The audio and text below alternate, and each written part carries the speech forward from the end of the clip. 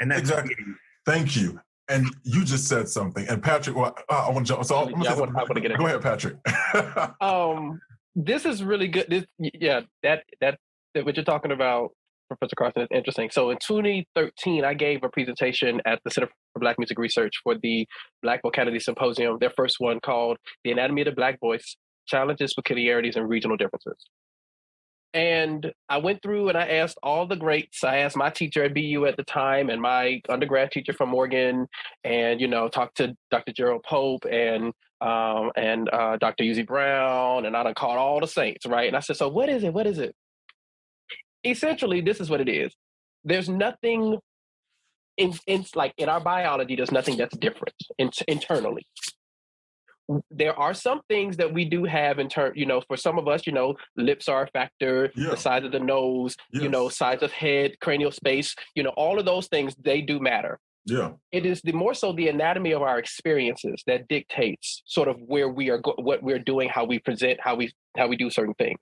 One of the things but the other side that I brought up was making an argument that, okay, instead of, which is what my teachers did for me, which is great, coming from Nashville, being around HBCUs and spirituals and church, instead of my teacher saying, that gospel stuff, leave that alone. Don't do that. Yeah. They made gospel, they made church, they made jazz, they made R&B and soul, make context and make sense within singing the bel canto repertoire.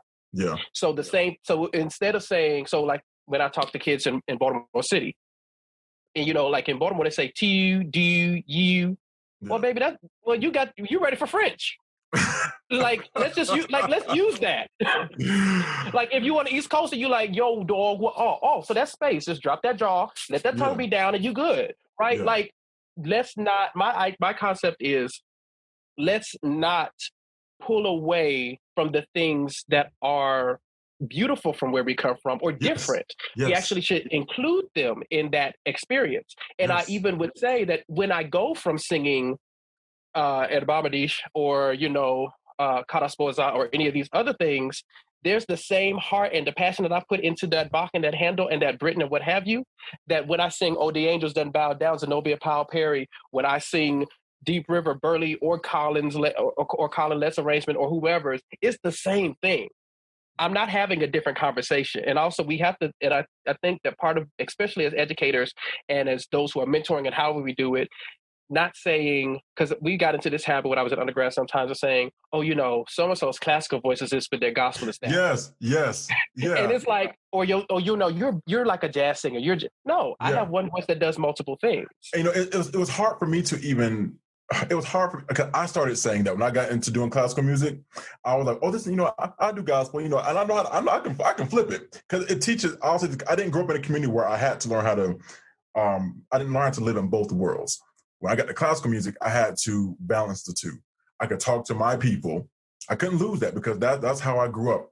But then I also learned the verbiage of the white community. I knew what made their ears stand up. I knew what made them go like, this is a learned black man. This ain't for everybody who listens, this ain't no hood nigga. So it's... But that's a performance too. Like going to what Professor Carson's saying, that is also a performance. And we know that we're playing that performance. Like I know what I'm doing when I walk into the room and I talk a certain way. Like that is intentional in me. And it can be if you use it. It just depends.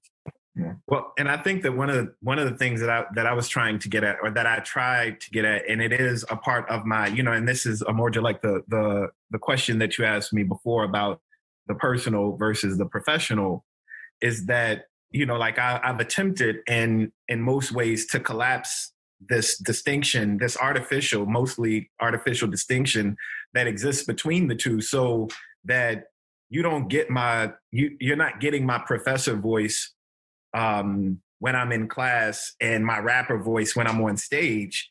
You get me being me wherever I am. And whatever tool I need to pull from the toolbox in order to perform a particular function, that's what I'm using. And so when someone is like, I don't understand how you twisted those words in that way, regardless of the context, then I say, well, it's practice. Mm-hmm. It comes from practice. And that's really it. Like it wasn't a thing we was learning down on Forest Street in Decatur, Illinois. Like when they were like handing out, handing out the ability to spit fire lyrics. That wasn't a thing that was happening on the corner. Yeah. And if it was, like, I would have stocked up, but that's just not it. Also, like people would probably be policing that corner a lot more if that was the case. They're not. But and also, like, when folks talk about whatever it is that you're getting at a university, what you're getting is a lot of practice at performing what the university promises it can turn you into. And you're willing to lean into that performance because that's what the university promised, and that's what folks have been selling from universities for a really long time. Man. So then they come to my class. I mean, because some folks think like, well, I'm going to come to Dr. Carson's writing rap class, and then he's going to deem me a rapper. No, I'm not. You don't get that here. Thank you. Exactly. You're not coming here I'm teaching you some techniques. I'm teaching you some practices that folks have engaged in since, like maybe roughly around 1973. And we're going to look at those people. We're going to listen to those people, and we're going to try to imitate what they've done. But when you get finished, there's not a certificate that's going to like certify you a rapper because you took a writing rap class at the University of Virginia. That's not real. Man, golly, that is so true. And I saw you. Go ahead, Damien, because I'm actually go to a comment you may put on Facebook. Go ahead. Was it about Brahms? Yes.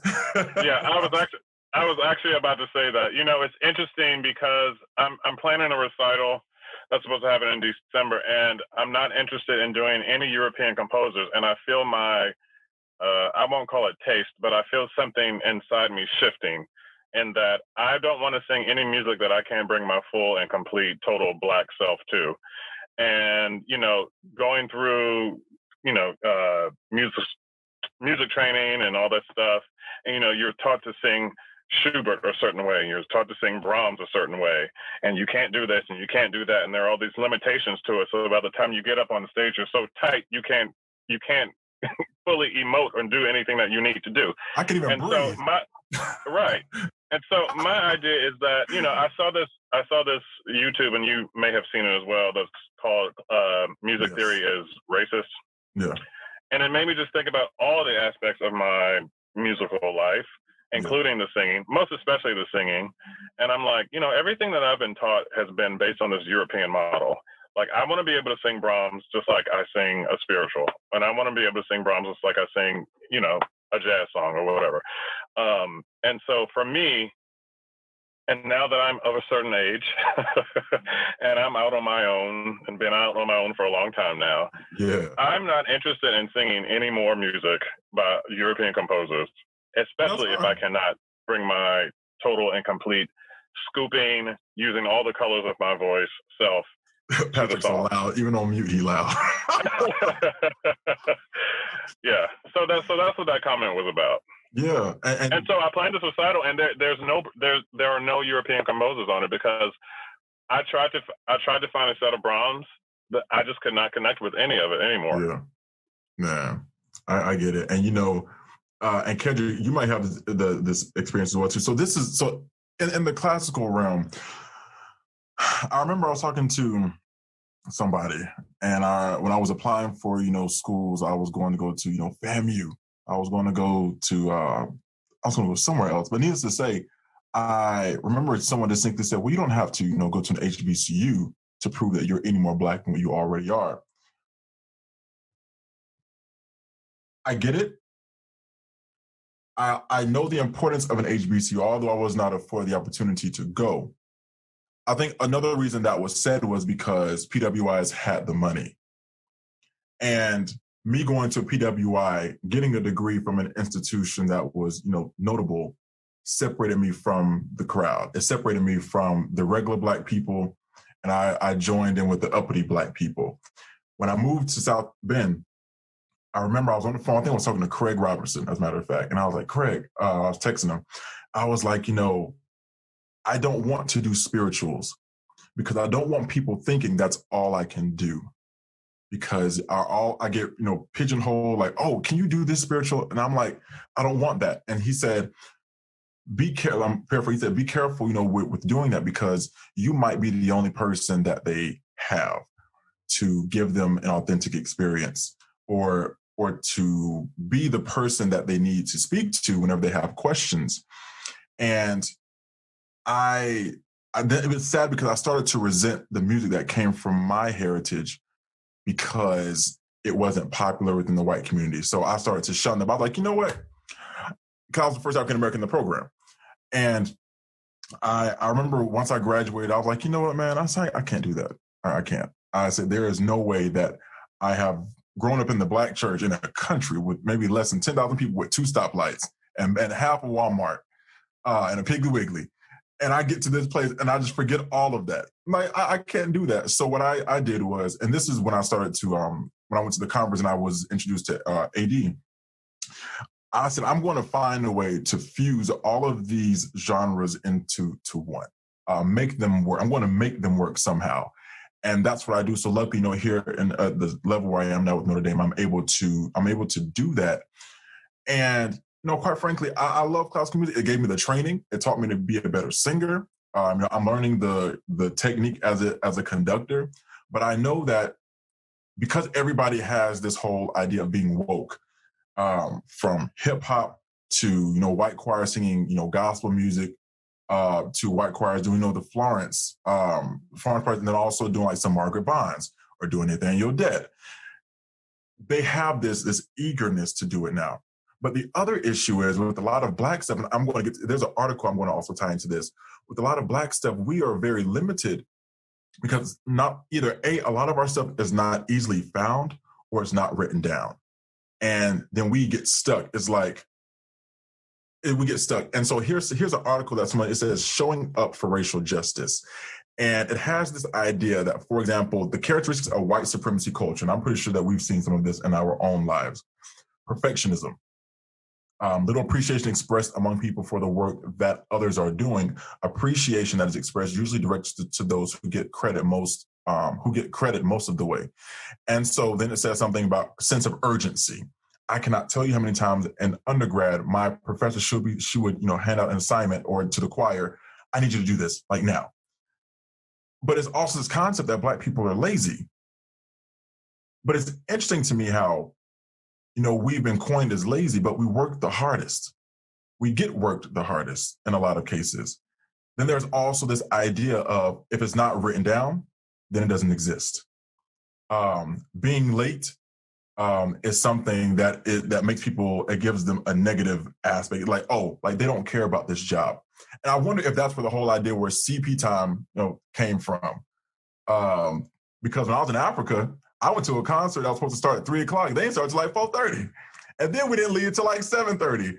So it's like, I don't know. We have these practices in our own culture. I mean, I appreciate them, but I really wonder, did our mindset shift to the point where, that we did adopt these ideas that if it isn't written down, then it ain't real? Because, a lot of our stuff is oral. So what is the balance? You all can jump in, what is the balance with all of this stuff? I'll jump off and say, I think, to touch on some of that, as, someone who went to a lot of predominantly white institutions, there's a big difference between the capitalization on Blackness and the celebration of Blackness, right? I think in those institutions, and I know from my context, there are only 2 kinds of Black students in music schools. There's the ones that are always on your alumni pages, and there's the ones that you're constantly worried if they're going to graduate, right? We only can excel or be absolute failures, right? We're never allowed to just be in the space. Every Black student I knew at Wheaton was either being lauded on every piece of promotional activity, right? Or they were literally running out of the door because they were like, I cannot exist in this space. And I think a lot of that comes down to this idea of assimilation, right? This is something that I've had to work within myself over the past years to untrain myself of all the ways as a classical conductor that I threw away parts of my Blackness so that I could achieve what these schools were painting as a successful career, right? If you want to be a successful conductor, you don't have time to play in the gospel choir, right? Why would you do that, right? That's not going to help you. And I think, when I graduated and joined an organization like Chicago Sinfonietta, right, even though it was run by, predominantly white people at the time, right, there were people who celebrated my Blackness and didn't want to capitalize on it, right? They were the people who told me that you can play a Hammond organ, at church on Sunday and play harpsichord from Monteverdi opera, right? You can exist on both of those extremes, right? And show up fully Black in all of your work. Yeah, that is so true, man. So I think, when I was in, I want to say probably like 6th or 7th grade, I went to this school down in Southern Illinois. It was a community school. My folks lived down, where they call it Little Egypt, whole lot of sundown towns down there. Yeah. And the school was integrated, but white folks hung out with each other, Black folks hung out with each other. And if you were neither white nor Black, then you had some choices to make. But more likely than not, white folks didn't want you hanging out with them. Yeah. And I remember being inducted into the Junior Beta Club. And I found out that I was being inducted into the Junior Beta Club the day after the induction ceremony. And wait, what? Yeah, I found out the day after the ceremony that I was being inducted. And, but a lot of my friends were in there. And so I'm like, I took this to my mom, I'm like, Mother, I'm in the Junior Beta Club. And she's like, well, why is this paper? Like, why did you get this paper? Like, why didn't you bring it to me? And I'm like, well, they just gave it to me today. And she was like, leave them folks alone. And I said, no, I want to be in the club. And she was like, leave them folks alone. I'm hard-headed. Yeah. And I go, I have her sign it, take it back. I joined the Junior Beta Club and, didn't have a very pleasant experience being a part of the Junior Beta Club. And, I went and I tried to complain to my mom about how bad it was. And she was like, what did I tell you about messing? Exactly. And I recall thinking like, but like, I'm a dope little person. I'm cool. I got the grades, and all of this. And none of that, of course, mattered. And my mom knew something that I didn't know, but I learned on my own. And I like her telling me to leave them alone or leave it alone did not teach me. Being there taught me. And so like some people might call that subversion. That like I just learned, like this way to just be subversive, or as maybe like the grandpa in Invisible Man, like says to the character, like sort of keep him going with yeses or whatever, and or kill him with yeses. But me, I like as a and I believe that Wheaton was in our conference, like Milliken. Like I used to play basketball for Milliken, and Milliken was a place just like what you're describing, Kedrick. That they were. It's like there is no in between space, but I never really I never let the stuff that they believed and tried to project onto me live in my head. Yeah. Yeah. Like I was so busy doing me and what I wanted to do. And, I would show up at this thing and do this thing. And then I would show up at this thing and do this thing. And regardless of how incongruent those things seemed to people who were viewing me living my life, I was living my life. And so I never worried so much about how incompatible my, the parts of my personality seemed to other people. And so then it never really got into my way. Now I didn't have language to apply to that until later. And what I realized is the stuff that was being projected on me were these pathological visions of what Blackness meant by default. Yeah. And so then I never really felt the need to articulate myself against the pathology associated with the things that I do. I always understood that people saw them as bad. I always understood that people saw them as someone would say, well, you're a Black dude who plays basketball and raps. Yeah, it's a stereotype. And I'm like, shit, well, I can play basketball and I can rap and I'm Black. Yeah. I don't get what the deal is. And never did I think, well, I'm going to not tell people that I love doing these things. I like chicken too. Can fry the hell out of some wings. I live with some watermelon. Let's try if you want to. But none of those things were things that I was worried about protecting my persona or my reputation from. Yeah. But I did understand how they work. So there's some like regrettable music or regrettable choices that I made around the ways that people think about those things earlier when I was trying these subversive ways that I was, trying to move through making art and living.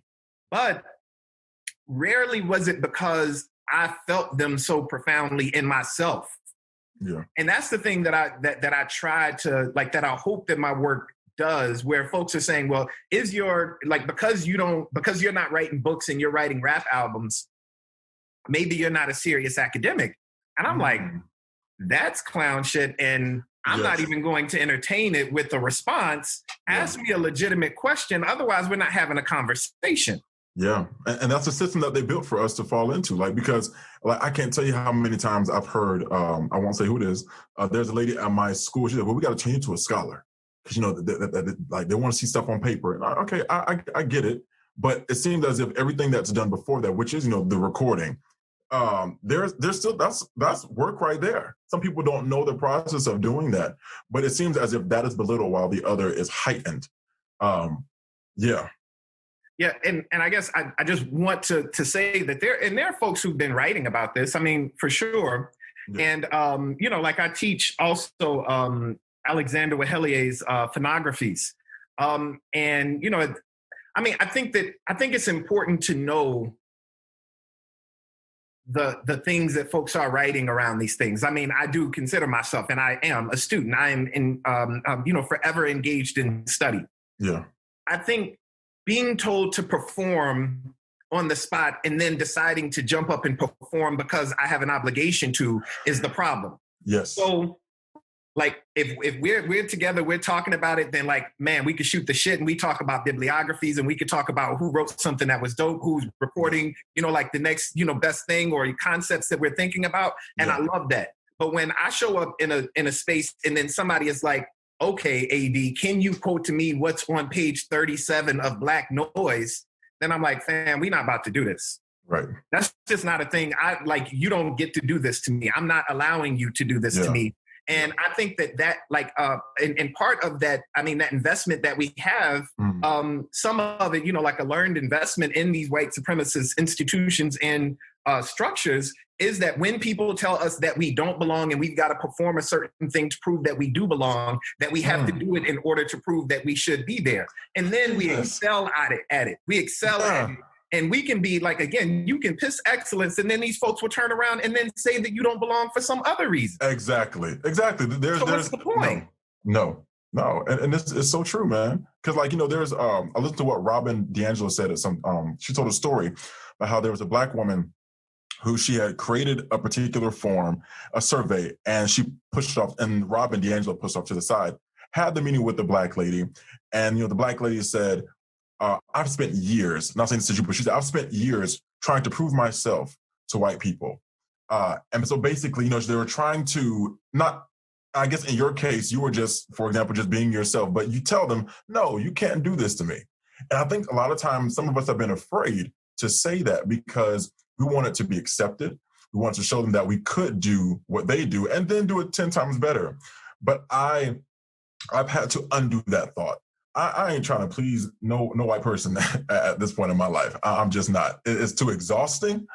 And I ain't got time for it, man. Simple as that. But I'm not going to go on a tangent with that. But listen, y'all, I appreciate y'all so much for this conversation. Like, we're going to have to do this again because there's so much more that I actually want to talk to you all about that I didn't get to. But needless to say, thank you so much for your time. Y'all come off of mute. Y'all ain't doing nothing.